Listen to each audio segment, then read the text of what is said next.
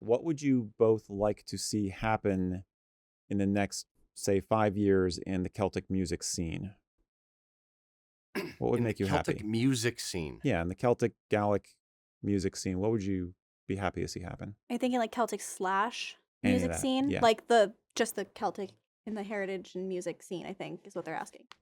Heritage and music scene or just music? Music. Okay. Just music. Okay, Yeah. never mind, I was wrong. Then you go first. Okay. I would like to see bagpipe representation in not only traditional ways.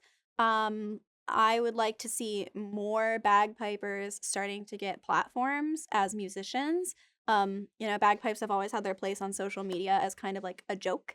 And I would like to see more people not, showcasing. We all have the ability on our phones to start posting social media content. And if people are up for it, I would love to start seeing some more bagpipers playing well and playing their hearts out and sharing their passion for the instrument and trying to do good for the instrument and the culture, sharing that on social media. Because I want friends. I want friends. I will point something out that it's almost it's not uniquely a music thing, but it is very, very apparent to me in music. Just because one musician is winning or popping off, it doesn't mean that others aren't or can't or shouldn't. So there's room for all of that kind of stuff. Like whether a space is crowded or not.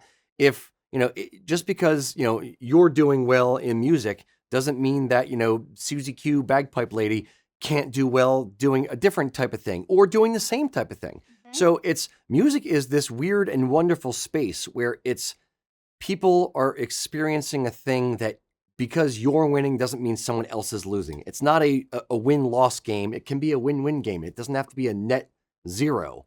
It can be Yes. net positive and all just kind of go together and mesh. Yes, my creator friends and I talk about that all the time about how, yes, we have a similar niche, like me and Mia, but we're not competitors. We're not competitors. Yeah. We could both have a video go viral on the same day. There's so many people in this world, so many people that art is not a competition, that culture is not a competition. And especially in the Celtic world, the roots of that is collaboration. The roots of Celtic music is like session style playing and group playing, and I would love the social media realm to kind of like match that a little bit in terms of the roots and grow a little bit. I don't want to be the only bagpiper going viral on TikTok playing music. You know what I mean? I want Yeah. to see other people kind of showcase their musical side as well. So Yeah. that's what I would like to see. Yeah. Just to belabor the point, because I always do, just because you like Dropkick Murphys doesn't mean you can't like Flogging Molly or you don't like them as much. You can have both CDs. You can have both of those and a classic Beethoven CD as well as a Piper Alley CD. Please get one, by the way. Yes, exactly. But you can like all of these things. You can like ska music and rockabilly music and oi music and punk music and metal music and Celtic music. You can like different things. It's okay. And the more of those types of things you like and you enjoy and you talk about and you purchase music from, the more you're supporting all these communities. What I want to see is more collaborations and broadening things. I love having musical purity for musical purity's sake, meaning like traditional bagpipe music. But I also like seeing like people playing with it, and I like different interpretations. One of my like weirdest bugaboos is like I love Johnny Cash. I'm a huge Johnny Cash fan. And some of the stuff I like most of his were the cover stuff that he did towards the end of his life. My buddy Steve had this weird, like this horribly weird phrase when he's like, first time I listened to Johnny Cash's American recordings, it sounded like somebody basically went up and said, "Hey Johnny, you mind singing these songs before you die?" Because he was just an old man at that point. But it's when you listen to like Johnny Cash's version of Trent Reznor's Hurt, it's a whole different song. When you listen to, Johnny Cash with, Tom Petty's Heartbreakers and like all these different songs that he did covering other artists and doing other things and collaborating with different people, that is the interesting thing. That's what gets people into it. I love, back to the Judgment Night soundtrack, where it was all these rock and rap artists going together for one song for different tracks on the album.